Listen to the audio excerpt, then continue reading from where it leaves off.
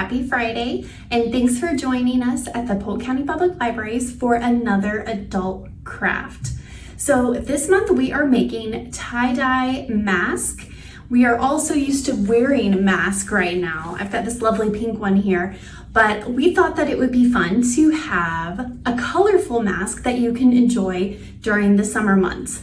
So you can pick up a free take and make kit at either the Columbus or Saluda Library this week.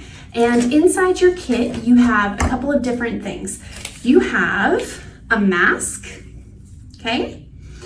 And some rubber bands. And I'm going to be using some rubber bands from my box over here, but some rubber bands and a bottle of RIT dye, okay? And also an instruction sheet. Now the instruction sheet is pretty simple to follow, and I'm gonna walk through those steps in just a moment, but it also has a couple of different tie-dyeing techniques that you may wanna try with your mask. So the first one is called the Bullseye, and I'm gonna demonstrate how to fold your mask like that and use the rubber bands to secure it. And then the second one is called Sailor Stripes, and those are going to give you a nice like vertical line across your mask, which are pretty cool. And there's examples on your sheet so you can see what the outcome will look like from both of those, okay? All right, so the first thing that you need to do is be prepared for dye to be on your hands. This does come off with hand sanitizer, so it'll be pretty easy after you use hand sanitizer a couple of times. Your hands will not be purple or whatever color comes in your kit. Today I'm going to be working with purple, and you can see how much water I have added to my dye. It's almost to the top, but there's a little bit of space so that I can shake up the dye with the water, okay? Ooh, and you want to make sure that you're holding on this cap so that the dye doesn't go everywhere, okay? I just put dye all over everything. All right. So to get started, we are going to take our mask and we're going to fold it. Now these are cotton masks, so you can put these in the washer and dryer and shrink them if they are too big for your face. These also will air dry pretty well, so you can just throw them in with your laundry and clean them every time you wear them, okay? So we're going to use our Bullseye Technique to start off with.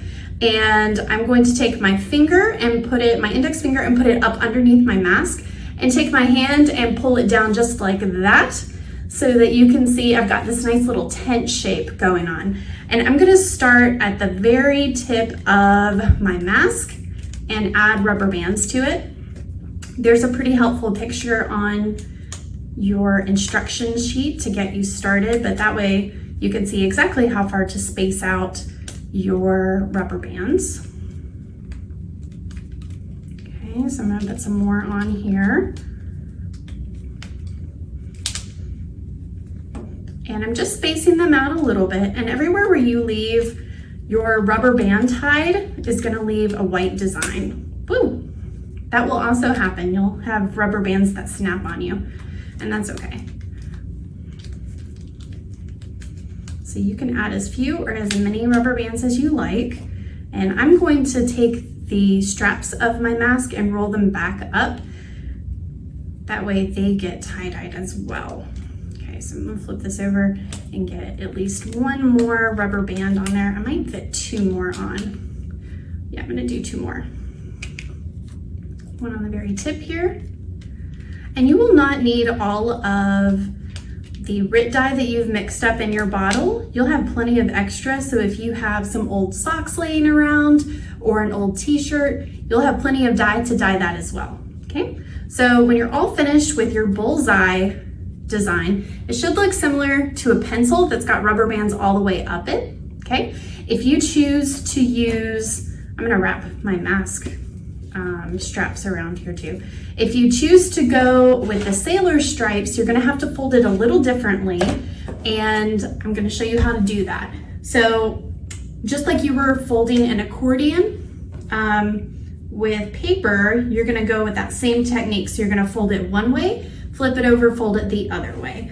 So I'm gonna fold it one way, flip it over, fold it the other way, flip it back over, fold it again, and keep doing that same pattern And if you want your stripes to be vertical, you'll fold it just like I'm folding it now. And if you want your stripes to be horizontal, I'll show you how to fold that too. So I've got nice vertical stripes here, okay? And I can put rubber bands on it just like I did the bullseye design, or I can go with a horizontal technique and fold this way. So you're folding forward, backward, forward, backward, okay? So then you would have a long design like that to put your rubber bands on, okay? But since I already have this one ready to go, I'm gonna put that in my bowl, and I'm gonna rubber band this other one just because we're gonna have the die to do it. So I am gonna do it forward, backward, forward, backward. And it does come out with a pretty neat design. I tried this and it's actually on display in the lobby at the Columbus Library if you're curious as to what the sailor stripe design ends up looking like, okay? And I'm going to take my rubber bands and rubber band them on.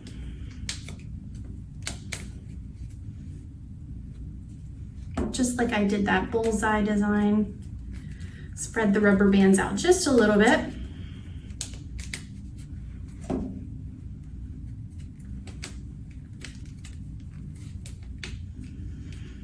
Now, if you're interested in different types of tie-dye for this summer, I found a really neat project last year at the beginning of COVID when I tie-dyed everything.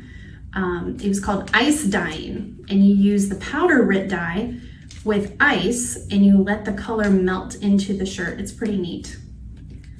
So if you're interested in that, you can YouTube that. There's not a video from the library of that, but I found a pretty good tutorial online for ice dyeing. And it comes out to be beautiful, kind of muted colors after a couple washes. Okay, so I've got my mask here, one that's a bullseye design and one that's the accordion design. And I'm gonna put them in my bucket and use my dye. Be very careful with the cap here because some of my dye has already come out. There we go. And I'm just gonna squirt it on. And since I've got it in this container, I can roll it around too and get that extra dye off of the bottom. And you can choose how much you want to put on it. Like I said, if you want to dye a pair of socks or a t-shirt, you'll have plenty to do that with. I'm gonna put a lot of dye on this. And after the dye soaks in, you're gonna wanna use this plastic bag that your Take and Make kit came in and leave your mask in there for 6 to 8 hours. So don't get too excited and take it out early, otherwise your color will run together. Okay, all right, I think mine are good. And see, I've got extra dye left over, and there's plenty of dye left over in my bowl as well.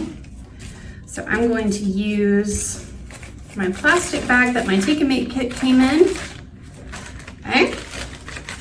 And I'm going to put it right inside and try not to get it on my hands. If you have gloves at home that you can wear, I recommend doing that. Or putting down a tablecloth and making sure that you're wearing something old that you don't mind getting the dye on. All right, I'm gonna let this sit for 6 to 8 hours. Then I can take off the rubber bands and let my mask air dry. After it air dries completely, you can rinse it with cold water, and you can either wash it and dry it in the dryer, or you can just let it air dry again and it'll be great to wear. Hope you have fun.